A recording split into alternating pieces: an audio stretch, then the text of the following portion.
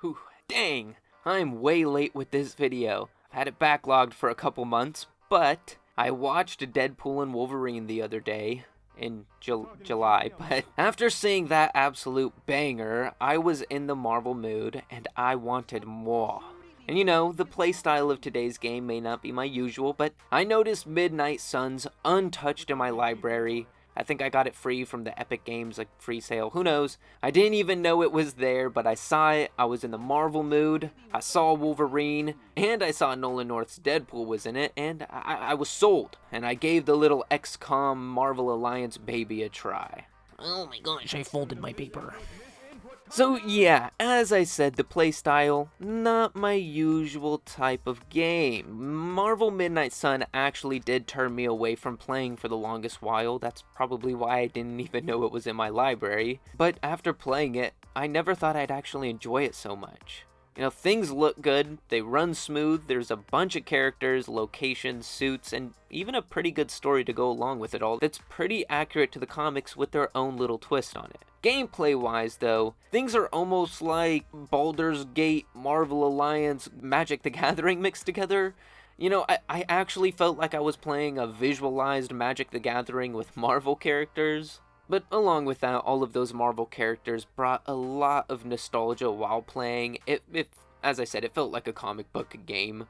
I'm kind of rambling about a game that's, I feel like, is a little obscure. What even is Midnight Suns? Well, let me tell you. Midnight Suns is a turn-based strategy game developed by Firaxis and published by 2K Games, and it's based on a few different Marvel comics, including the Midnight Suns, not the Suns, but the Suns, okay, you get it, the X-Men, and so on. The game was released on PC, PS5, and Xbox Series X in December of 2025, and then it was brought to PS4 and Xbox One in May of... Did I say 25? Oh my gosh. We're in the future now. The game was released on PC, PS5, and Xbox Series X in December of 2022, and then it was brought to PS4 and Xbox One in May of 2023.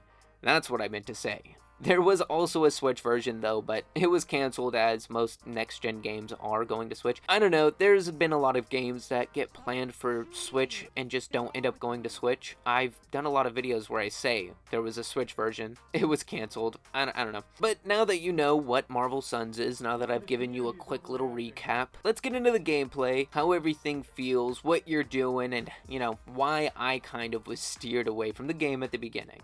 So gameplay is kind of split into two, I'll be honest, with the combat and the Abbey, but I will start with the combat as it's more interesting. Now, I'll be honest, this is what turned me away, but once getting into the game, I actually started enjoying myself. In short, as described by others, it's a turn-based strategy game with card game elements and combat similar to XCOM, another 2K game. It's different, but just fairly similar. Same, but different. But still same. But you join missions from the Abbey, and you're put into stages where you fight different enemies in a turn-based setting. Each mission usually has an objective, a couple of different stages each. You know, for example, your mission is to stop Fallen Venom. The first stage might be defeating the Hydra soldiers and help civilians, but then the next stage would be to stop Venom, and that is a mission. Then there are main story missions that progresses the main story, and side missions to just help heroes on the side. All having different difficulties, and, you know, as usual, the harder the mission, the better the payout. But you bring up to 3 heroes into most missions, each hero having their own moves and powers in the form of cards that you use in combat. You can get new and better cards and conform and edit your decks for each hero. Then along with these cards, you can attack using the environment, like throwing boxes or exploding barrels, you know, jumping over something and kicking. You get the gist, I'll throw it on screen. One downside in my opinion though is you don't get to roam in these missions. One stage is a fight, then you see a cutscene, then it's another stage fight, then it's a cutscene again, and then it's mission end and you return to Abbey. I think it would have been nice to explore New York or the Stark Tower or whatever, but you can explore the Abbey and there's a pretty big map there, but I'll get back to that in a second. The last thing that's kind of in the middle of combat and not, that being all of the different heroes and characters you get to see and play as. Heroes and villains from all over the Marvel Universe pop up in this game. Even, as I said, the return of the fan-loved Nolan North Deadpool. Even if you have to pay money for him, yeah, he is a DLC, and yes, I did pay the $14 to get him. I was enjoying the game, and I thought if there's one DLC I'll buy, this is the DLC. Most of you might not know, but I am a Deadpool fanboy. I have comics. I liked Deadpool back when X-Men Wolverine Origins came out, and I was mad that they butchered him. I was a fan of Deadpool then, and I was mad at that movie then. So I love Deadpool, so I spent the $14. Come at me, be mad. I don't care. But yes, he is a DLC. He does make a funny joke about being DLC. I don't know, I think Nolan North plays a really good Deadpool, and that was the other reason that I did get this DLC. What is your special ability? I have not seen it yet. Just 'cause I can't shoot lasers or pick up and yeet a bus doesn't mean my power's invisible. Wait, unless I can turn invisible now. Hold on, let me try. To reprise that awesome role from the Deadpool game, so I didn't have to pay $300 for the Deadpool game.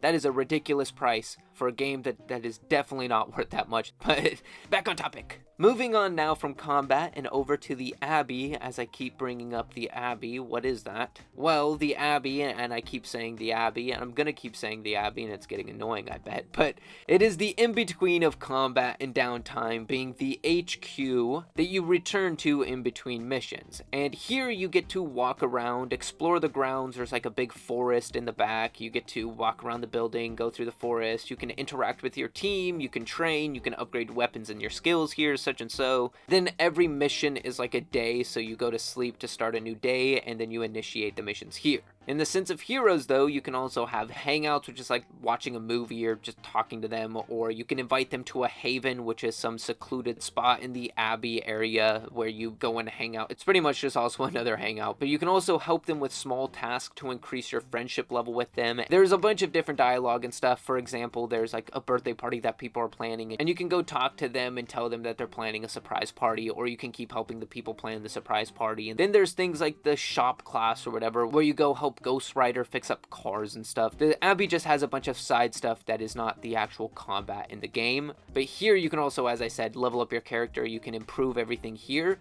and every single hero is customizable. You can customize them all, give them new outfits, change their skills, change their card decks. You can train with them all, and training gives them a stat boost for the next time they're in a mission. On and on, on and on, on and on. One thing that's cool too, though, is you also have a little room that you get to customize and decorate along with changing outfits and stuff. But you know me, I love any kind of customization, whether that's changing certain tables and picture frames or building whole houses. I love it all. I love customization. But yeah, that's the Abbey, and that's the gameplay. You've pretty much seen it all. Now, though, I'm going to move on to the story, which is another reason this game actually did draw me in, because the story is really good. All of the characters feel really nostalgic. I don't know, I'll get into that.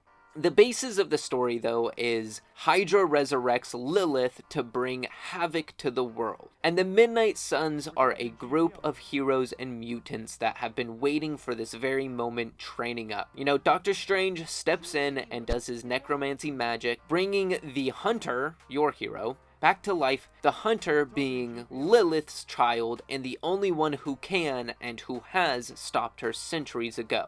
From there, though, the heroes make it their mission to stop Lilith and her spreading corruption, along with stop Hydra and their wrongdoings, you know, evil villain stuff. But you get to meet new heroes along the way, and they might join the fight, they might not join the fight, who knows. During the story, though, you also get to make conversation decisions, some leading to gained or lost friendships, along with a karma system where you can become, you know, light or dark. And if you become more light, you unlock more light skills. If you become more dark, you unlock more darker powers. But if you do dark powers, usually there is a negative effect on you. They're usually really powerful, but there's a negative effect. And if you use light, I don't know, I haven't used any light powers yet. I think the light powers is healing and stuff. But yeah, there is a light and a dark karma system, and it depends on what you choose to do in the game and the conversations that you choose to have.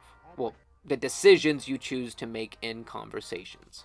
And then on top of all of that too, as I said, the writing is pretty great, and some of the scenes are really funny, some of the interactions are really funny, some of the interactions are kind of serious, kind of sad, kind of, sometimes you'll be mad. The writing was just done really well, and really, there was a lot of really nostalgic moments. I don't know why, it reminded me of playing older Marvel games like Shattered Dimensions, Marvel Alliance, or even Nemesis, if you remember that one. Just reminded me of those older games. It brought a lot of nostalgia back. It brought some nostalgia to reading the comics, because a lot of the character models were done really well, and a lot of the characters acted how the characters would in the comics. I don't know, they did really good on the writing, they did really good on the gameplay, and they did really good on the graphics and the performance, which I will move to now.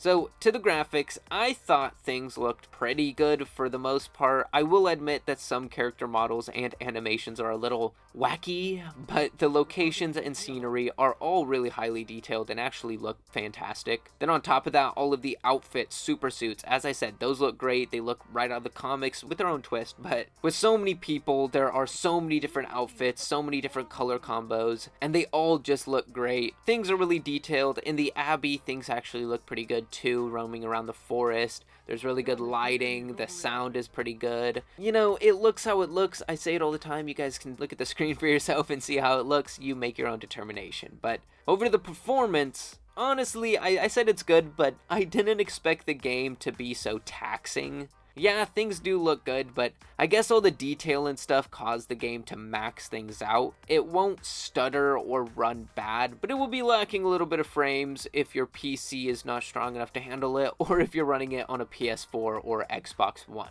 But I was just kind of surprised about that, because game might look good, but it doesn't look fantastic or anything, and it does not look like a game that would be using this much of my PC. Nevertheless, the game looks great, the game ran okay. I guess I said the game ran great at the beginning, but the game runs okay, the game looks great though. Some character models, as I said, wacky, but the suits, everything looks really good, and I think they just did a really good job on this game.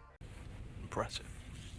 Very nice. But that is just my opinion. But now I will move on to the last topic of the day, what other people have thought about Midnight Suns and what reception the game has gotten. So looking at reception, I was a little nervous, knowing the fate of other recent comic games. Enjoying this game, I thought I was going to see some low scores, but people and critics ended up actually enjoying this game, with Midnight Suns receiving an average 8 across the board. The biggest flaw people had being the launcher that caused issues. But with that rating, I agree, 7.5 to 8 out of 10, which is a really great score for me. And I did really enjoy the game. Then again, with that score and with so many people saying it reminded them of the older Marvel games too, Take-Two's CEO did admit that even though the game was received well, it was still an overall commercial flop. But in my opinion, it is still good to see that the game got some pretty high ratings. I think this game is a lot better than other superhero games we've been seeing lately. Justice League, Avengers, man, it's not looking good. But this game was good. I kind of didn't touch it for those reasons, didn't touch it for the gameplay style, but I started enjoying it. I started getting into it. I really enjoyed the story. I think it's a game that all of you should check out if you enjoy Marvel, if you want a better game than the Avengers, if you're waiting for Spiderman 2 to come to PC. I don't know, I think it's a great game, but as I say in most videos, I can only stretch one topic on long enough, and I think I've rambled about Marvel's Midnight Suns quite a bit, and this seems like a good spot to wrap things up with some final thoughts. As I said a bunch of times, I enjoyed things more than I expected myself to, both for the combat and just recent superhero games. I did expect more exploration and running around between fights, but that was quickly overlooked because the fights were fun, the stages were good, and everything looked great. I thought the characters too were written very well. They were really comic accurate, and they were definitely better than the Avengers game. This game is sitting right there with Guardians of the Galaxy, which I also thought was a pretty good game for superhero games lately. This might be a little better in my opinion actually, but come on, look at the past couple superhero games. Look at this game. This is pretty good. I enjoyed it. As I said, I think you would enjoy it. I'm losing my mind. My neighborhood's getting loud, so I think I'm just gonna end things there. But I do still want to hear all of your thoughts on Marvel's Midnight Suns, this video, and Deadpool and Wolverine. I mentioned that at the beginning. Let's hear your thoughts on Deadpool and Wolverine in the comments now.